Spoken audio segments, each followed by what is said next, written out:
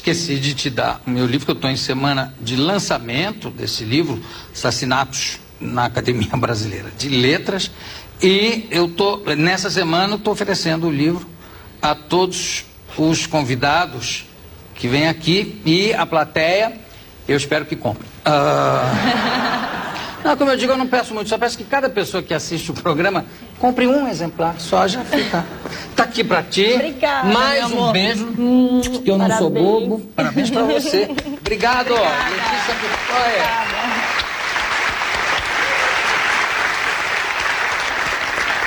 Para eu não esquecer de novo, já vou assinar o do Milton aqui.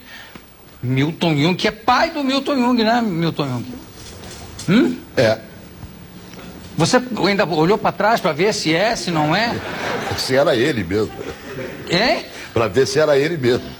Para ver se você até hoje não sabe se é ele que é o seu filho. Não, eu fico em dúvida. Toda vez que eu olho para ele, penso que sou eu. Você sabe que ele falou tanto de você aqui, quando eu entrevistei, que eu tive que chamar você também, né? Que você que é o verdadeiro Milton Jung, não é verdade? Já não sei mais. Venha para cá então pra gente conferir.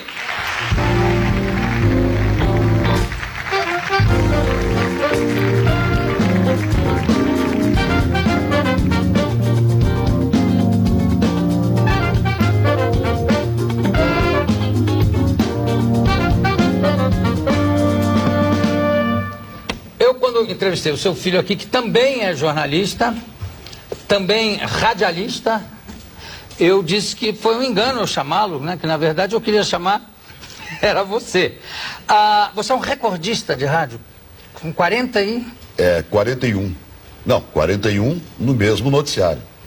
E sempre com essa voz bonita? Sempre com essa voz. Essa voz é natural ou você coloca de alguma forma... Não, quando eu coloco fica mais grave. Por que tinha um negócio, eu não sei se ainda tem, que o locutor, quando fazia rádio, né, o locutor na rádio, para falar, botava a mão aqui, uma concha aqui, a lua, que fala rádio. Tem isso? Tem, eu tenho. Como é que é? Faz pra gente. É com as duas mãos. Faz então. E não é a concha, é assim. Como é que é? Assim. Tapando? Não tapando, não, faz uma concha. E aí fala... E aí fala e ouve a voz. É para se ouvir melhor. Sim, porque no estúdio abafa. Aí a gente não sabe direito o que está pronunciando direito, articulando direito. Então, colocando a mão aqui, é mesmo que pôr um fone. Tudo bem. São pequenos truques da profissão, que seu filho não faz isso, faz? Não, não faço. Tá vendo? Bobo. Não aprendi. Tá aprendendo agora. Eu não aprendi tanta coisa. Quantos anos já como profissional do rádio? Como profissional do rádio, 50.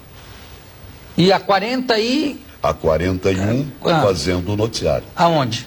Na Rádio Guaíba. Na Rádio Guaíba. E o nome do noticiário é? Hoje é Correspondente Portocred, que é o terceiro patrocinador. Primeiro foi Renner, depois a Plube e agora a Portocred. Agora, bom, eu acho que está no sangue do gaúcho a coisa de ser radialista do rádio. E tem vários amigos, inclusive um amigo muito querido, já morto, que era o Maurício Sirotsky, que começou também como locutor, até em locutor de feira, né, de parque de diversões. Tem vários que começam no parque de diversões. É quase que uma tradição, mas muitos vão direto para locução esportiva e outros não tem uma especialidade. Você, desde criança, que queria ser locutor? Desde criança eu queria ser locutor. Eu ouvia os locutores, que naquele tempo se ouvia muito rádio. Ali pela década de 40, se ouvia muito rádio, que era só que tinha. Novela, etc. E eu gostava de ouvir os locutores. E como é que você treinava? Admirava. Como eu treinava? Eu pegava o jornal, ia para o quarto de banho, que aí a gente ouve bem a voz, né? Fala no banheiro. No banheiro. E lia em voz alta. Depois, no colégio, geralmente me chamavam para ler textos. Com que idade isso? Isso aí era com 11, 12 anos. E com 11, você já tinha essa voz assim com 11? Claro que não. Era um pouquinho... Mas já tinha essa tendência. E é verdade, como é que é o negócio do jogo de botão que você jogava? Bom, é que eu comecei a carreira incomodando os vizinhos. Como assim? Eu descobri que eu colocando um fone plugando um fone num rádio na entrada do toca-disco, aqueles rádios bem antigos. Sim. O fone funcionava como um microfone. Entendi. E aí eu passei a narrar as partidas dos meus companheiros, dos outros meninos, as partidas de futebol de mesa. Olha, quer dizer, esse futebol de mesa, os botões tinham o mesmo nome dos jogadores dos times? Ah, sim, claro. Cada um tinha o seu time com os mesmos nomes. E você conseguia dar essa mesma emoção que os locutores passam no campo? Porque às vezes o jogo está parado, ali lento, e o locutor está... E aquilo você vai ver o jogo, está uma lentidão. Jogo de botão que já é parado, você conseguia passar essa emoção toda também? Tinha que mentir bem mais. Do que se faz hoje, né? Você, falando em futebol, todo gaúcho é apaixonado por um time. Qual é o seu? Grêmio. Grêmio. Somos tricolores. Somos os dois. Tricolores. E vamos nos encontrar. É verdade. Lamento, né? Eu também. Eu também. Enfim. Como é que você começou na rádio? Como é que foi o começo da carreira? Na rádio? Bom, eu comecei com esse negócio de falar no fone. Mas continuei incomodando as pessoas. Só que aí eu passei a incomodar a paróquia. Porque eu falava nas festas da paróquia, no alto-falante, nas quermesses. E mais tarde passei a incomodar mais em ondas médias. Aí, na rádio onde eu fiz o teste, que era uma rádio pequena, chamada Rádio Canoas, que era de Porto Alegre, mas era Canoas. E fiz um teste e passei. E nunca mais abandonei. Fiquei 3 anos nessa rádio, depois fui fazer teste na Guaíba. Primeiro teste passei, me ofereceram um salário. A Guaíba era o xodó de todo mundo que trabalhava em rádio, que ela era uma rádio diferente naquele tempo. Não tinha comerciais, só tudo era gravado, nada gravado, tudo era ao vivo. Aí não aceitei porque eu ganharia menos na Guaíba do que recebia na Canoas, que eu era locutor-chefe, era chefe de jornalismo. Era o dono do pedaço. Era o dono do pedaço, era só eu. Bom, mas da segunda vez eu fiz de novo o teste, aí aceitei a proposta. Eles aumentaram a proposta? Aumentaram um pouco, aumentaram um pouco. Aumentaram um pouco. Ou foi aquela coisa que fizeram a proposta, você, por esse dinheiro, aceito. Foi assim? Mais ou menos. Ô Milton, e aí, com tantos anos, né, trabalhando em frente ao microfone, qual foi o erro mais doido que você chegou a fazer? Porque era ao vivo tudo, não tinha como corrigir. No tempo narrando jogo de futebol, erros aqueles, gol, e não foi gol, né? Pequeno erro. Pequeno erro. Pequeno. Quer dizer, o seu resultado era sempre diferente do nem campo. Sempre, né? Nem sempre. Às vezes a gente empatava. Mas no correspondente eu cometi um erro que até hoje eu acho graça, não sei se os outros vão achar. Quando a rainha Elizabeth veio visitar o Brasil, o governo ofereceu uma joia, um broche. E nesse broche havia 3 águas marinhas. E eu, lendo, disse que a rainha tinha recebido um broche com 3 éguas marinhas. Imagina o tamanho desse broche. 3 éguas marinhas. E não corrigiu? Passou assim mesmo? Passou. Corrigindo chama atenção. Sabe que o César Ladeira, que também era um locutor espetacular, que não errava nunca, uma vez se atrapalhou e falou, dor de cabeça, melholau. Aí ele, vou corrigir, porque ninguém percebeu, aí ele repetiu, eu disse melholau. De novo, não tem como, não adianta. É assim mesmo. E na Copa de 74, o que aconteceu na Alemanha? Na Copa de 74? Da Alemanha, A Alemanha, a Copa da Alemanha? Copa da 74. Alemanha. 74. Havia 2 televisores para transmitir off-tube. No centro de imprensa, em Frankfurt. Um era colorido, o outro era preto e branco. Sim. O meu chefe pegou o colorido porque eu disse para ele, não, fica com o colorido que eu fico com o outro. O off-tube quer dizer, vocês estavam narrando... Estava narrando pela televisão. Pela televisão e não pelo que estava acontecendo no campo, porque o que estava sendo visto no campo. E as cores e o patrocinador dos 2 times eram cores escuras, que no preto e branco ficavam igual. As listras eram iguais. Aí eu, inclusive, várias vezes, troquei as posições do time. Eu dizia que um time estava atacando, mas não era aquele, era o outro. Mas passou. Claro, mas você está no rádio, tá ouvindo no rádio, está valendo não sabe tudo. O que era. Porque aquele jogo provavelmente não vinha para cá. Era só para a gente ver. Claro, só lá mesmo. Agora, o que me impressiona muito é a capacidade que vocês têm de decorar o nome de jogadores de alguns times. Por exemplo, da Bulgária, né? da Hungria. E não se atrapalha, né? Bola com o Strovenks. Strovenks manda para a bola. De novo com Traquiten. Traquiten passa para Strovenks. Strovenks, Traquiten. E não se atrapalham. Né? Ou é qualquer coisa? Fala qualquer coisa de qualquer maneira? Não. A gente tenta decorar os nomes e falar certo na hora. Mas é difícil. Eu imagino. Claro que é difícil. Mas japonês é pior. Como assim? Não, quando os jogadores são japoneses, coreanos, é pior.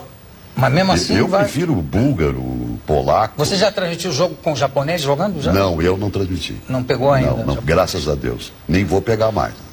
Você já não faz... Você cobriu 3 Copas, mas agora está fora desse perigo. Fora desse risco que eu não dessa humilhação. Isso. Como é que foram os seus encontros com o Breno Caldas? Que era o Breno Caldas era diretor? Era o proprietário da companhia jornalística Caldas Júnior. Sim. Era um homem muito sério, muito distinto. E eu tinha mania de esnobar na pronúncia de nomes estrangeiros. Aliás, tenho ainda. E um dia eu falando eu vou pedir uns nomes depois. Do presidente Truman, eu pronunciei Harry Truman. Aí ele passou por mim no corredor. Hilton, Truman. Foi adiante. Aprendi a lição. Mas era assim, lacônico a coisa? Lacônico. Milton, não precisava nada. É? Mas com absoluta gentileza. Sim, claro. Mas só isso já pegou? Só isso já peguei. Aí no outro encontro? Foram 3 encontros assim? Não, foram 2 encontros. Como é que foi o segundo? Cara, como é que foi o segundo que eu não me lembro? Imagina ele, então, que já morreu, inclusive, né? Sim, é pior ainda. Ele não lembra. Ele não lembra. Passa nem pela cabeça. Ele não lembra. Você sabe o negócio do Truman veio ao Brasil, né? O Truman veio visitar o Brasil na época do Dutra. Quando o Dutra era presidente. Ele desceu na escada e o Dutra querendo mostrar que também falava inglês, trançava a língua em inglês. Aí o Truman, quando desceu, falou, how do you do, Dutra? E o Dutra mandou, how do you do, Truman? Ali na hora, não tem... Resposta pronta. Sem bobear. Sem bobear. Éguas Marinhas é maravilhoso, mas teve um outro também falando da hora. Essa foi no Plano Collor. Essa saiu até no Jornal do Brasil, uma notinha. Eu encerrei o noticiário, era um noticiário da 1 hora. E só falava em dinheiro, centavos, real, cruzeiro, sei lá. Só dinheiro. Aí eu encerrei. Ouçam novamente o correspondente Renner às 6h50.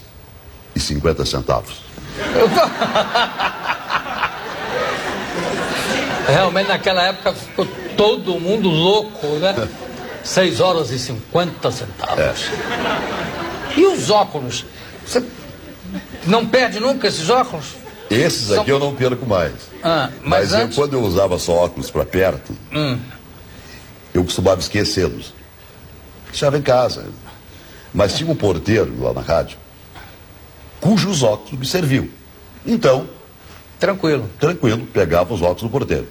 Um belo sábado, eu cheguei à rádio para fazer um noticiário e o porteiro não estava de folga. Aí eu fui o editor do noticiário. Empresta os teus óculos? Empresto. Coloquei, peguei o texto de abertura, a ficha de abertura do noticiário, grande, né? Que tipo grande de máquina de escrever. Estava perfeito. Aí comecei. A primeira notícia, o A, o E, o O, era tudo igual. Também o que são pequenas vogais também, né? Só que as pequenas vogais compunham palavras. E as palavras compunham notícias, e essas eu não conseguia ler. Aí, desesperado, chamei o locutor, que sempre tinha um locutor lá. locutor comercial. Aí o rapaz entrou e assumiu o posto. Aí o telefone começou a bater. O que houve com o locutor? O que houve com o Milton? O que é? Deu um ataque do coração? Não, foi uma falta de óculos. E trocava... Quer dizer, as palavras ficavam totalmente sem sentido. Você sabe que o Chateaubriand, quando comprou um quadro, um clássico do Tintoretto, para o Museu de Arte Moderna em São Paulo, né? E ele tinha essa mania, ele passava na rádio, comprou um Tintoretto, queria dar a notícia, tá lá o locutor falando, ele escreveu com aquela letra toda de rabisco e deu pro locutor, lê essa notícia aí, meu filho, lê a notícia aí. O locutor pegou, disse, tiroteio no Museu de Arte Moderna, era Tintoretto. E correu a polícia, todo mundo. Era Tintoretto. Ah, esse tipo de dinheiro tem muito, né? Uma vez, por exemplo. Uma vez um navio atracou lá no cais de Porto Alegre, um navio paraguaio. E diz o locutor, atracou hoje no cais de Porto Alegre um navio carregado de papagaios. Era um navio? Era um navio paraguaio. Só. E ele já, inclusive, improvisou, né? Viu a palavra, carregado, ele pensou que faltava, né? O navio, qual é a carga do navio? Qual é a notícia? Papagaios. Papagaio. Gente, obrigado por ter vindo também. Está aqui o filho do Milton Jung também. Obrigado a você. Milton Jung. E obrigado ao verdadeiro Milton Jung, que está aqui do meu lado. E daqui a pouco a gente volta.